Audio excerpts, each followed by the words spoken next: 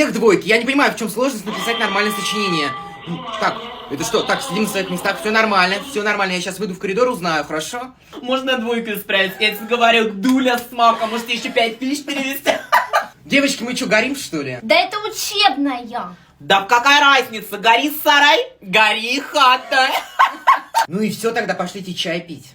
Ну пошлите! Ой, а вы что еще сидите-то? Ребят, всех отпустили, идите домой. Все, давайте, девочки, за мной. Чай пить. Кыш. Пойдемте чай Домой, пить. Быра.